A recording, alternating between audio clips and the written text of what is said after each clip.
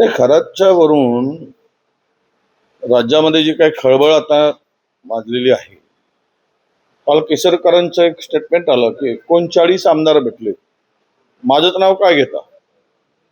याचा अर्थ तिकडे खराच्या या काळ्या कृत्याला पांघरून घालणारे किंवा त्यांना साथ देणारे, त्यांची पूजा करणारे, त्यांच्यावर श्रद्धा ठेवून देव मानणारे, भोंदूगिरीला चालना देणारे, भोंदूगिरीला प्रोत्साहन देणारे, अंधश्रद्धेचे पायमल्ली तुडवणारे, हे 39 जे कोणी आमदार आहे किंवा मोठे उच्च पदस्थ आहे, त्यांच्यावर जादूटोणा प्रतिबंधक कायद्याअंतर्गत गुन्हे दाखल झाले पाहिजे.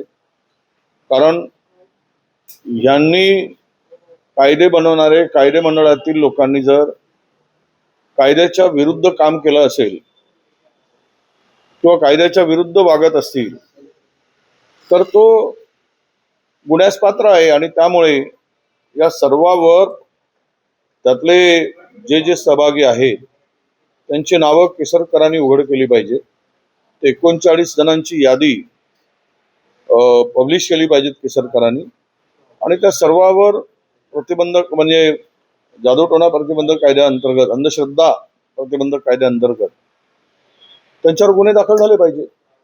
आता ही खराची वरात कुठपर्यंत जाते हे येणारा काळ सांगेल. पण मी कालही बोलत होतो, आजही बोलत होतो की त्या पेन ड्राईव्ह मधील सर्वच उघड केलं तर महाराष्ट्र सरकारला हादरे बसतील आणि महाराष्ट्र सरकारच अडचणीत येईल. असे महाभाग या खराच्या काळ्या कृत्यामध्ये सहभागी आहेत आणि ते उघड झालं तर मात्र मोठा महाराष्ट्रामध्ये मला वाटतं की भूचाल होईल असं माझं मत आहे. अशोक खरात यांच्यावर कारवाई होत असताना दीपक केसरकर यांनी असं म्हटलं आहे की त्यांच्या कुटुंबाची काळजी वाटत नाही. काळजी वाटत आहे, कुटुंबाची काळजी केसरकर घेत असतील तर ते निश्चिम भक्त आहेत असं मी मानतो.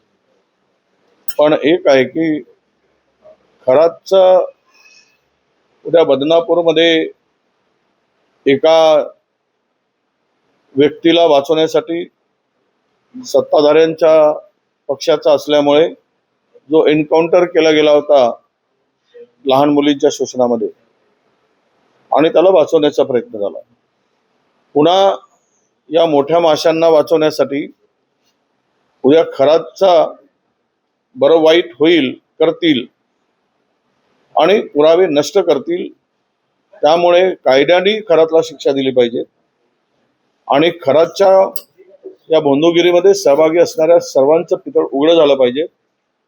त्यामुळे कायद्याच्या चौकटीत राहून खरातला शिक्षा व्हावी, परंतु पुरावेच नष्ट करण्यासाठी उद्या खरातच ज्या एफ-एस-टीचं झालं, 30 सेकंदामध्ये लाईट गेली आणि त्याचा मृतदेह आढळून आला, तर आपल्या महाराष्ट्रातील आणि भारतातील हा एक दुसरा एफ-एस-टीच आहे. एकूण जे प्रकरण उघडकीस येत आहे त्या एफ-एस-टीचं जसं झालं तसं या एफ-एस-टीचं होऊ नये म्हणून सरकारने त्या संदर्भात काळजी घेतली पाहिजे. गॅस टंचाई मोठ्या प्रमाणात आहे आणि अकोल्यामध्ये गॅस सिलेंडरसाठी लाईन लागलेल्या एका व्यक्तीचा मृत्यू झाला. प्रकाश आंबेडकरांनी आरोप केला आहे की गॅस टंचाईचा हा पहिला भाग नाही. बघा, देशाचं वाऱ्यावर सोडलं आहे मोदी सरकारने, भारतीय जनता पक्षाने. देशाची काळजीच राहिली नाही. यांना निवडणुका जिंकणे, सत्ता मिळवणे, पुन्हा निवडणुका जिंकणे आणि मजा मारणे या पलीकडे यांच्याकडे कुठला एजेंडा नाही. आज देश संकटात असताना प्रचाराच्या जोरदार भाषणे सुरू आहे आणि लोकांना लाईनमध्ये उभं केलं आहे. जसं कोरोनामध्ये लाईनमध्ये उभं करून लोकांचा जीव घेतला तसा जीव घेण्याचा प्रयत्न आता पुन्हा सरकारकडून सुरू झाला आहे. म्हणजे सामान्य माणूस मेला काय, जगला काय, तरी हे सांगतात की काही तुटवडा नाही, काही चिंता करायची नाही. काल भुजबळांनी सांगितलं की 15 दिवसानंतर LPGचा मोठा प्रश्न या देशामध्ये निर्माण होईल आणि इराणनी आपली भूमिका स्पष्ट केली आहे. रशियाने तेल देण्याचा बंद करण्याचा निर्णय घेतला आहे. अशा स्थितीत रशिया आपल्याला नाकारतोय, आम्ही जाऊन गळाभेट करतो त्यांची. इराण आमचा दोस्त होता, दुश्मन झालाय. हे कुठे काय चाललंय? केवळ हिंदू मुस्लिम करून, भारत पाकिस्तान करून भारत देश पुढे जाऊ शकत नाही. भारताचं परराष्ट्र धोरण हे फार कुचकामी ठरते आहे. आणि म्हणून मला असं वाटतं की या दोनही टंचाईमध्ये उद्या अनेकांचे बळी गेलेत आणि अनेकांचा जीव गेला तर याला मोदी सरकार हे जबाबदार राहील. हे भाजपचं सरकार याला जबाबदार आहे त्यांचा बळी घेण्यासाठी. आणि हे टंचाई निर्माण झाली याला कारणही हेच सरकार आहे. तरी पण पाप लपवण्याचं काम सुरू आहे. इथे काही व्यवस्था करण्याची आवश्यकता आहे. ते न करता उलट टंचाई नाही म्हणून आपण विरोधकावर आरोप करायचे, विरोधक अफवा पसरवत आहेत म्हणायचे. मग ही लाईन कोणी काय आम्ही लावली काय?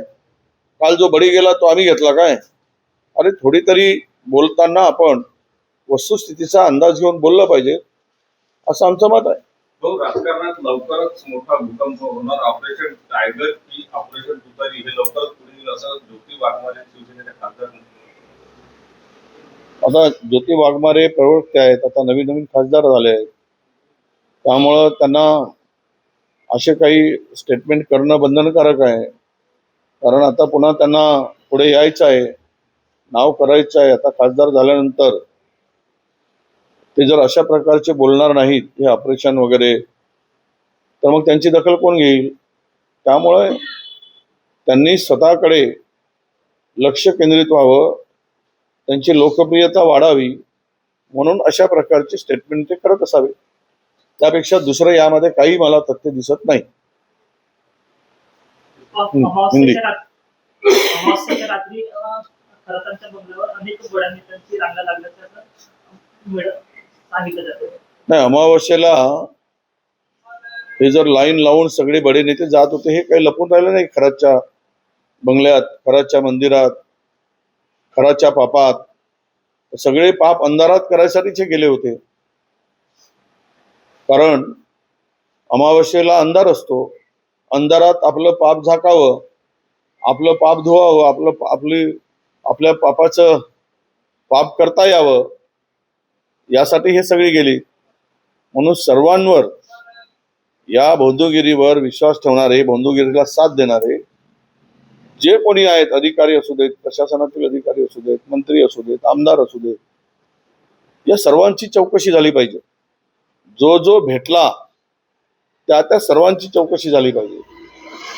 म्हणून मी म्हणालो की SIT हाऊसमध्ये बोलताना SIT चौकशीतून फार काही निष्पन्न होत नाही, कारण खूप SIT चौकशी आहे. परंतु न्यायाधीशाच्या देखरेखीखाली पोलिसांनी चौकशी करावी आणि रोज चौकशीचे अपडेट लोकांच्या पुढे ठेवावे.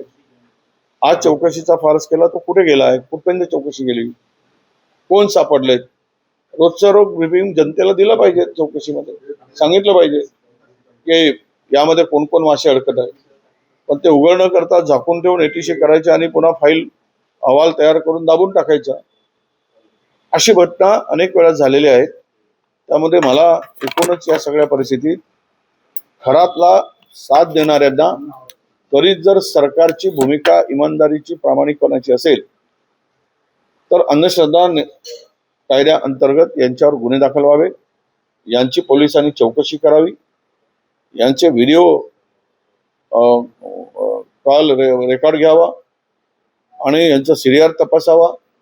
काय बोलणं झालं, कोणाशी बोलणं झालं, हे सर्व तपासणीची गरज आहे. आवश्यकता पडली तर पोलिसांनी कोणी मोठा असो छोटा असो, कायद्याच्या पुढे कोणी मोठा नाही हे दाखवून द्यावं. दोन्ही राष्ट्रवादीचे विलिनीकरणासंदर्भात पुन्हा एकदा चर्चा सुरू झालेली आहे. ज्यांना विलिनीकरण करायचं आहे त्यांनी सुनेत्रा पवार यांच्याकडे जावं असं एका बड्या नेत्यांनी म्हटलं. नाही, तर त्यांचा आता वाद संपलेला आहे किंवा संपलेला नाही यावर पडायचं नाही.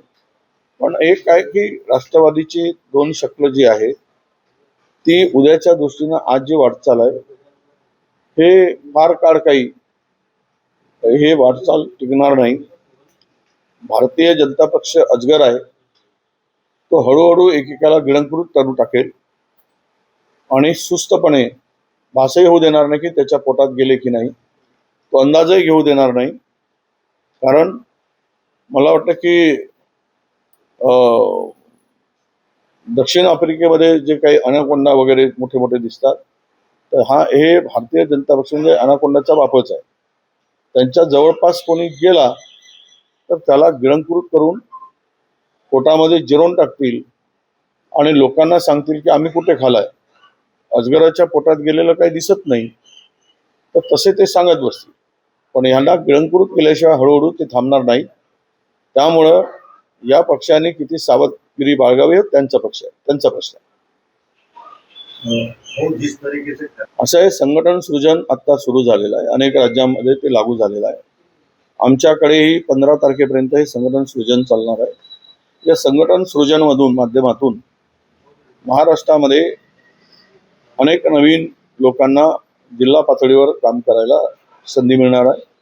जिल्ह्याच्या अनेक ठिकाणी नेतृत्व लोकांच्या कार्यकर्त्यांना विचारून, पदाधिकाऱ्यांना विचारून, इलेक्टेड मेंबरला विचारून हा निर्णय व्हावा की लोकांना संघटन मजबूत करण्यासाठी कोण चेहरा हवा आहे. यासाठी हे संघटन सृजन सुरू आहे. माजी पदाधिकारी, माजी आमदार, माजी खासदार, आमदार आणि अनेक इलेक्टेड निवडून आलेले हे आणि राज्य पातळीवर, देश पातळीवर, जिल्हा पातळीवर, तालुका पातळीवर काम करणारे कार्यकर्ते यांना विचारात घेऊन तो नेतृत्व अंतिम केलं जाईल. आणि हे यासाठी संघटनेसाठी आवश्यक आहे, मजबूत करण्यासाठी आवश्यक आहे. त्यातून नक्कीच काँग्रेसला मजबूती मिळेल.